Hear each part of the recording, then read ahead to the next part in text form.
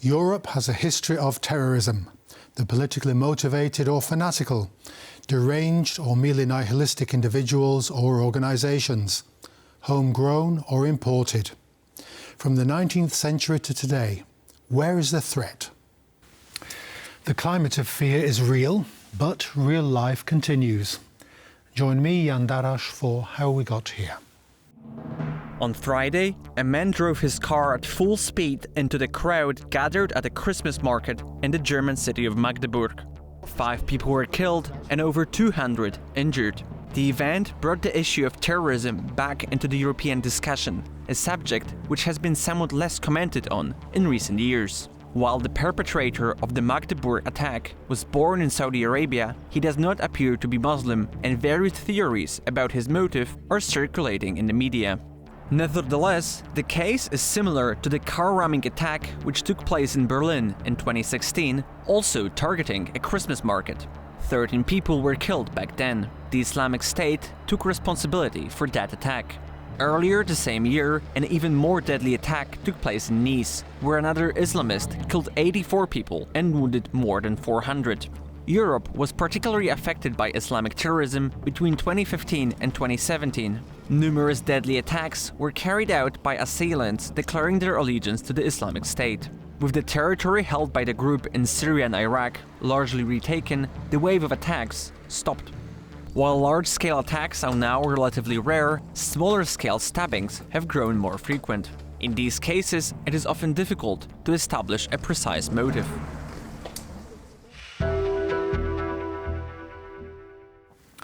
I'm delighted to welcome our guest today, Marek Madej, an associate professor at the University of Warsaw. Welcome to the programme. Good afternoon.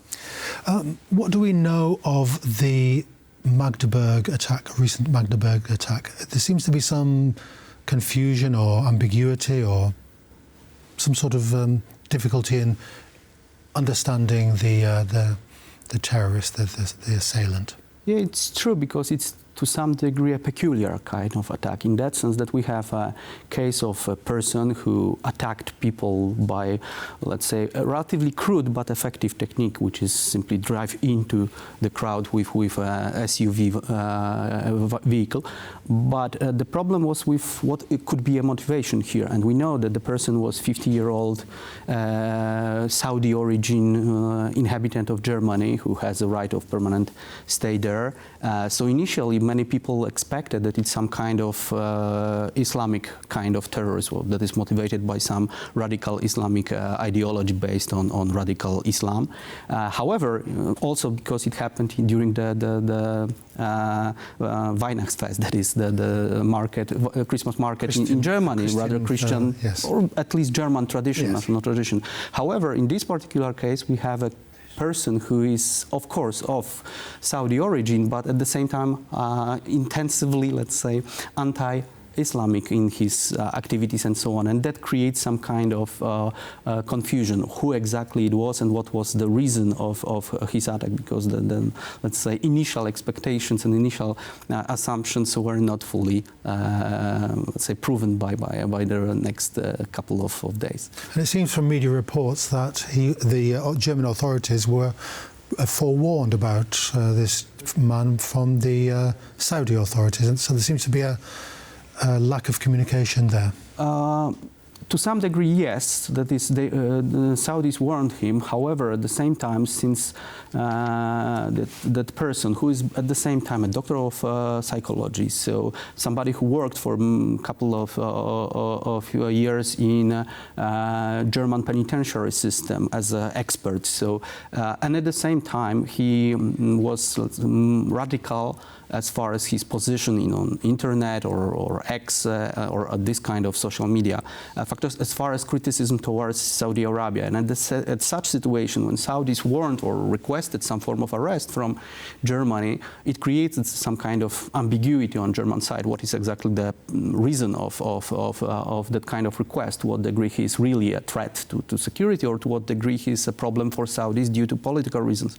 And on that basis, Germans didn't want to hand in that person or decided not to act, although I don't know to what degree he was under some form of monitoring by special services of Germany, taking into account his relatively, or not relatively, simply radical position as far as anti-Islamic rhetoric is used, as well as criticism toward German way of dealing with those who request for asylum in Germany.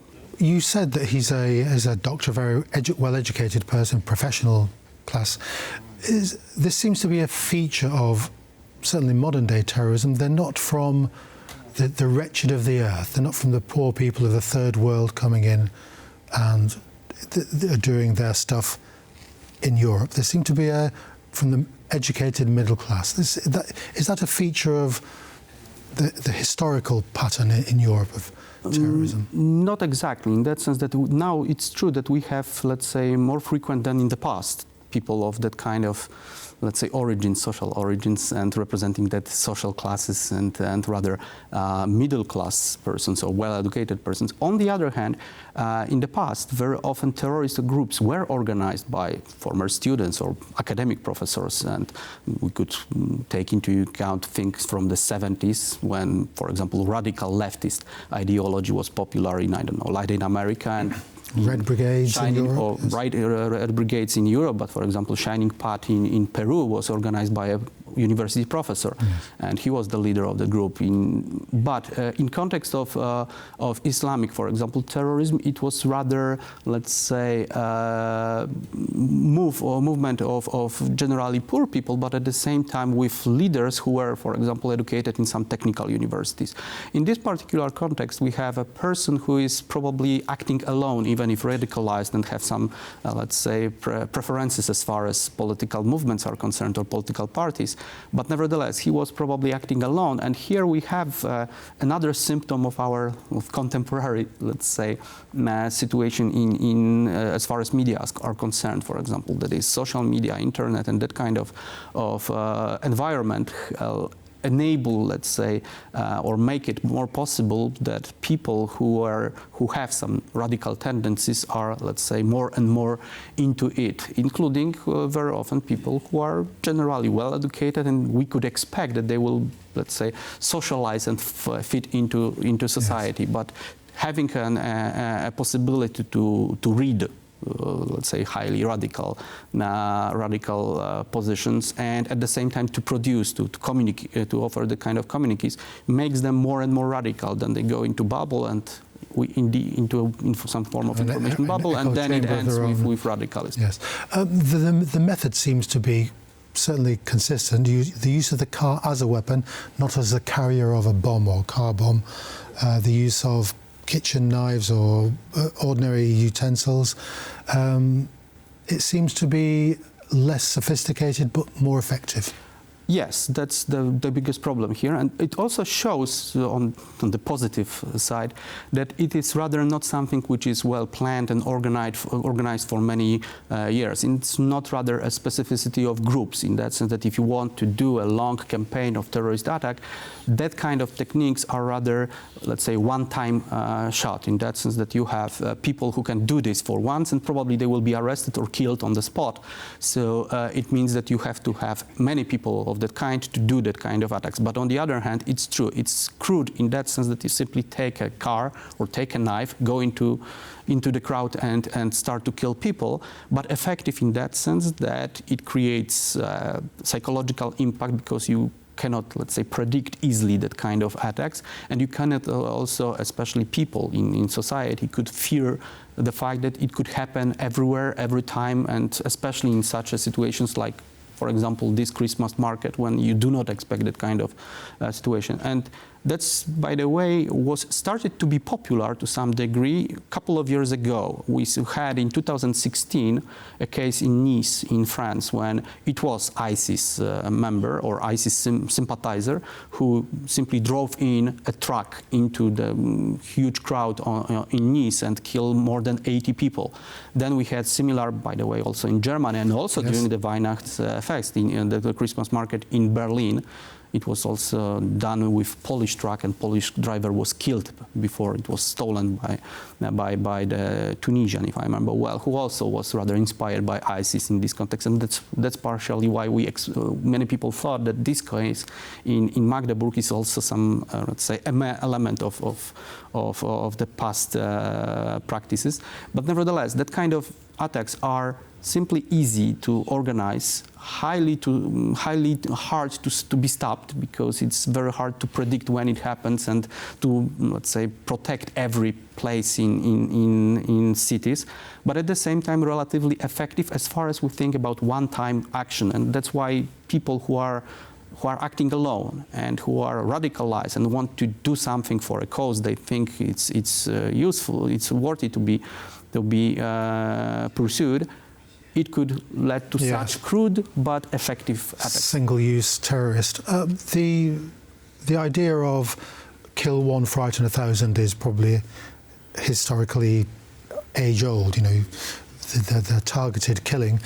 Does this have this doesn't seem to work on a sophisticated liberal democracy like Europe. We recoil in horror, then we grieve for the victims, but then we go our separate, our real-life ways, in the knowledge, of course, that nowhere is safe, but life needs to go on.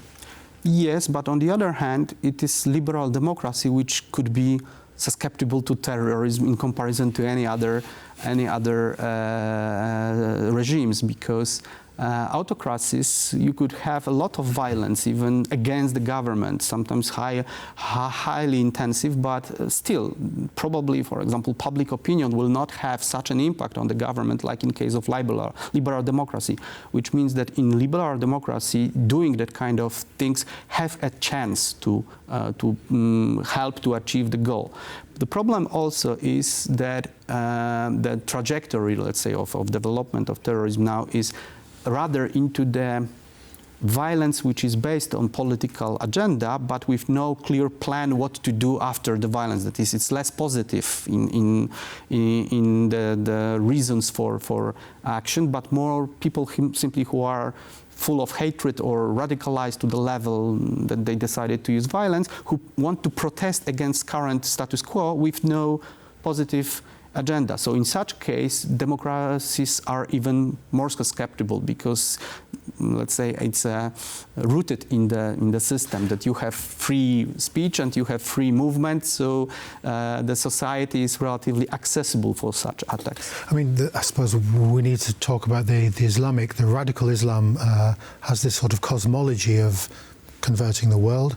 It's not a political agenda. It's a whole philosophy, so that makes it difficult to negotiate on a rational basis as we in the West would like to think.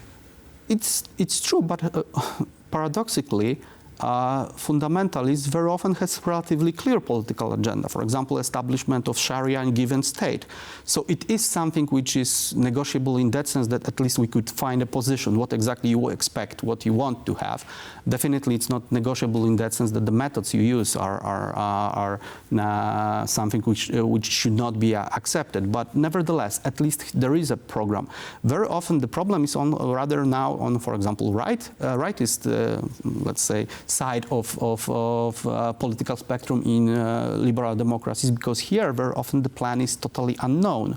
It's only a protest against assumed by the attacker, or for example bad behavior or bad position, bad attitude of government towards migrants, or that is too light or too harsh, depends on which, let's say, side of political spectrum you have, but with very vague idea what exactly should be done. Yes. And that's why I would say that paradoxically speaking, although political plan of many Islamic movements, that is those who justify the violence by reference to religion, are relatively speaking clear in comparison to many actors from other side of, let's say, political sides of political spectrum, which have really vague highly utopian and unclear goals, very often reduced just to process of what we have. And is this kind of nihilistic to some degree, yeah, dimension to the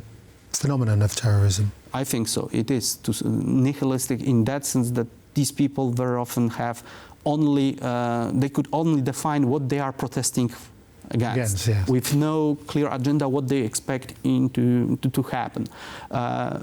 Even we have a couple of cases pretty much of the same kind, like in Magdeburg, that is when we had a truck or van driven into the crowd, which were related to people who even openly said about, it is called misogynist terrorism, that is people who were trying to show that they are not satisfied with the current position of men in society, because for them they were repressed by society and deprived of ability to, let's say, even sexual fulfillment. And it happened rather in Northern America, in Toronto, in United States.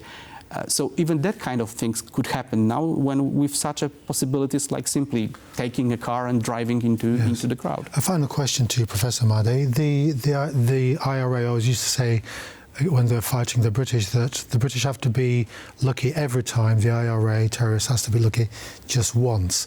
And this underlines how difficult it is for any intelligence organization to that's definitely supervise. True. With terrorism, the problem is that, of course, terrorists cannot be ineffective always, because then no one will notice their activity. But it's true, for them, even not fully effective attack, not fully done according to plan, is an attack which people will notice, which will terrify, which will terrorize, and which could have a political impact. So in that sense, that's unfortunately the truth, that in context of countering terrorism, especially doing it just by some form of passive approach, that is, we will try to, let's call it, build a big fences to avoid a terrorist attack, is something which is not sufficient and not effective fully. On the other hand, and that's probably positive aspect of it, it's very hard to find any terrorist organization which really achieved its goals just by violence and by terrorism as such.